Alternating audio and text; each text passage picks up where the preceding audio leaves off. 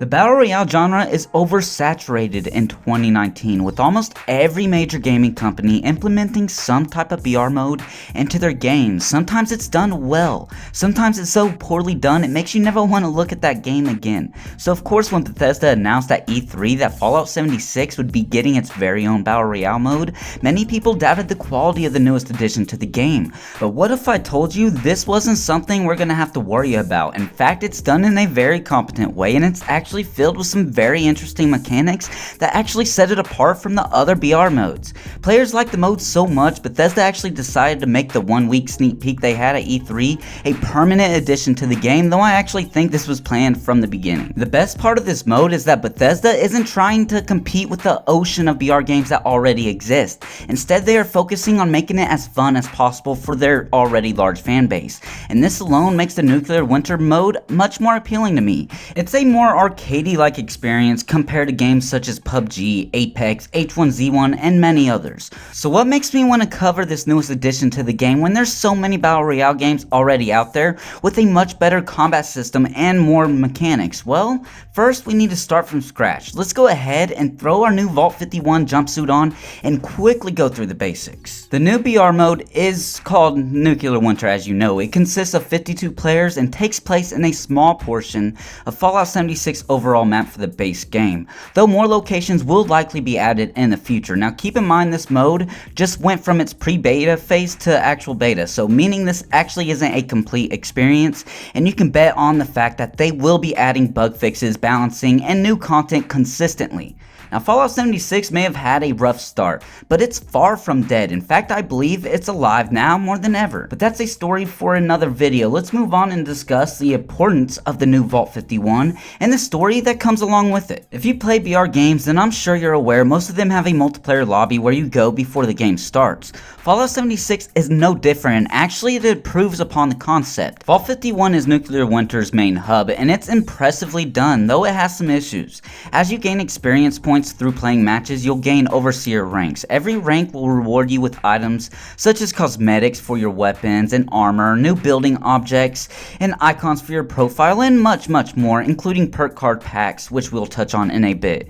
Now, the most unique mechanic tied to your Overseer rank isn't the rewards you get, but the story and lore you can unlock with it. Vault 51 is huge and made up of multiple level restricted areas, computer terminals, and holotapes, all of which help explain what exactly is going on inside Vault 51 and its members, and this adds incentive to not just play the game mode, but to immerse yourself inside Nuclear Winter and explore it to the fullest.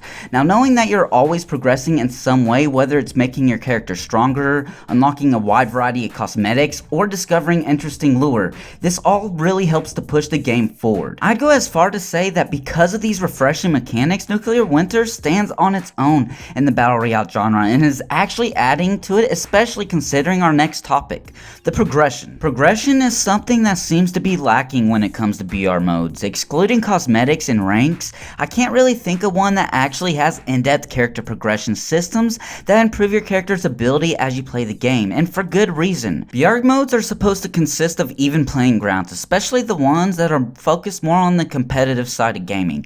But since Fallout 76 is just going for a fun addition to the game, not caring too much about its competition side, it makes Bethesda a bit more confident in what they are adding to the game. I'm glad that this is the case. As you probably know, in Fallout 76 you have a perk card system, which is actually how you build your character. Well, they actually added the same system to the game, but instead of just carrying perk cards from the base game to Nuclear Winter like a lazy developer would do, they started from scratch and created a shitload of perks just for the new BR mode, which adds to the gameplay and customization in a big way. And no, you can't actually buy these perk card packs with real moolah, so that's also a bonus. You have to earn them. As of right now, this actually may change in the future, but I sincerely hope not. You earn these perk cards in various ways. Leveling up your Overseer rank will reward you with one card pack, of which actually comes with 5 cards. Now this will change as you get to higher levels. I forgot exactly what the levels are, but once you get to a certain point, you'll get them every 2 levels,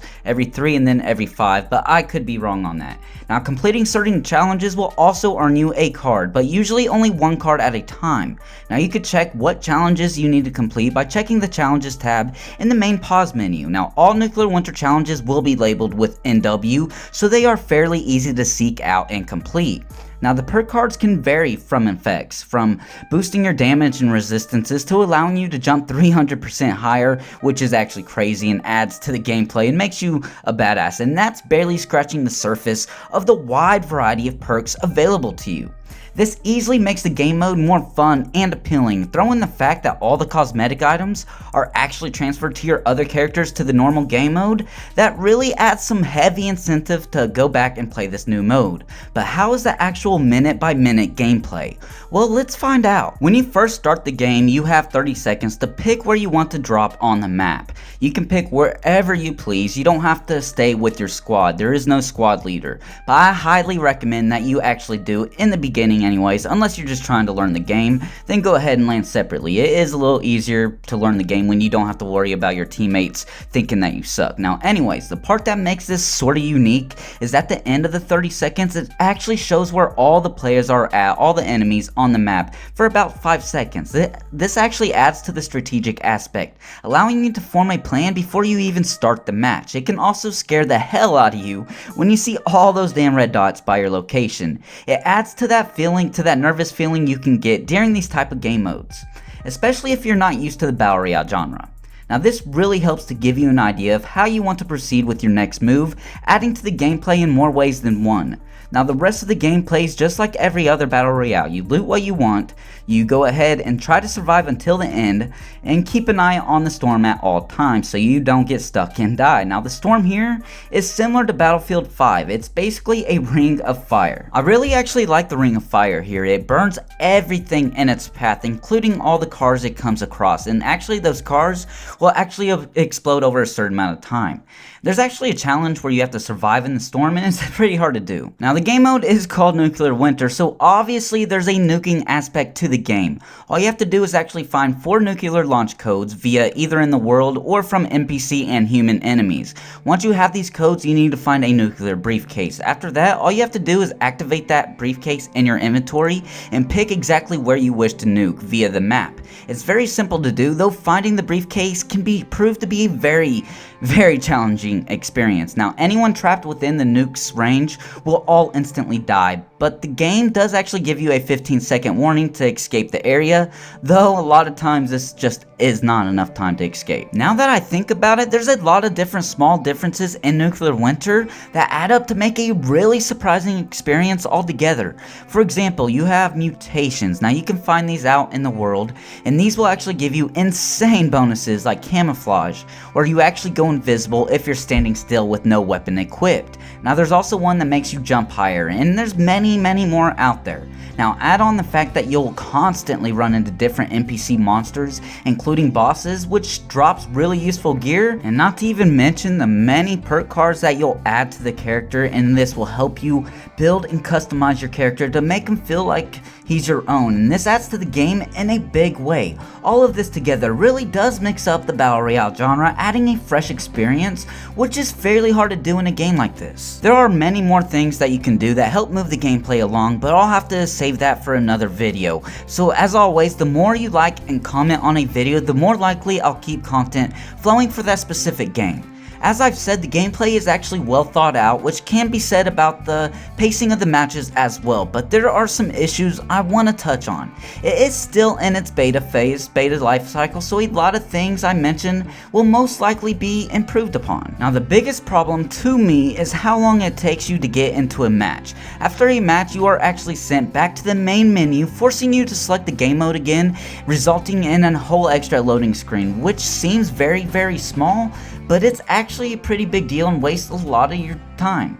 Now this can easily be fixed by adding the option to jump right into another game from the end of the match, resulting in one less loading screen, which actually, like I said, does seem pretty small, but it's a big deal. You'll see what I mean if they do improve this. Now once in the lobby, you have to actually wait a minute and 30 seconds to start the game, which doesn't sound that long, but adds up if you're playing multiple matches in a row. Now they do this so you have time to check your perk cards and go around to read all the terminals for the story aspect in Vault 51. Again, this could easily be fixed by making it to where you can visit Vault 51 at any time instead of just right before the match starts. Various balance changes, further movement enhancements, and gunplay improvements would all be very nice, and the lack of maps, which it's been confirmed that Bethesda is actually in the process of creating more maps, so that won't even be a problem soon enough.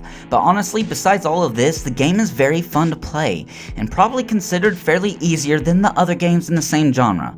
I'm looking forward to how Nuclear Winter will evolve in the future. But would I recommend the game to you? As of right now, the game mode is completely free with only cosmetic microtransactions. All the upcoming DLC, every update is all free, so if you could find this game on sale from its base $60 price point, then I say buy it, especially if you're into Fallout. If you're not a fan, then I would just wait until they give players another free weekend so you can get in and test out the game yourself. They usually do this before the big update, so they might have another one. If you already own the game and even slightly enjoyed it, then hell yeah, you should jump right on and try out the new mode. Besides the game mode, there are also a lot of other changes worth exploring that I may actually discuss in another video.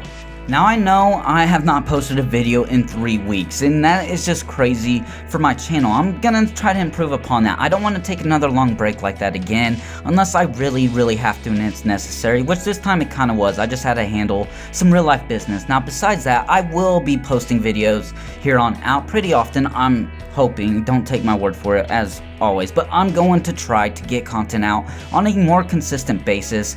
There's a lot of games I want to cover that I want to share with you guys that not many people are talking about, not to mention that Borderlands 3 is coming in less than 2 months, and so many more good games are coming out that I just have to cover. No Man's Sky is getting its newest update pretty soon, and I cannot wait to get into more details about that. I'm going to have a video every week going over gaming news that's for that week, controversies, anything that there's to talk about I will touch on, and let me know if you're actually interested in that. That video should be my next video coming out. I'm not exactly sure, I don't have an exact date for that, but I will let you guys know via my Twitter when it's gonna be coming out. And if you don't follow me on Twitter, I recommend going to do so. We do all kinds of different fun discussions, polls, and all kinds of different things, so make sure to come and talk with us on my Twitter page. I'd appreciate that. Anyways, I really hope you guys enjoyed the video. If you did and want to see more content, make sure to subscribe. With that being said, thank you guys so much for watching. I'll see you guys in the next one.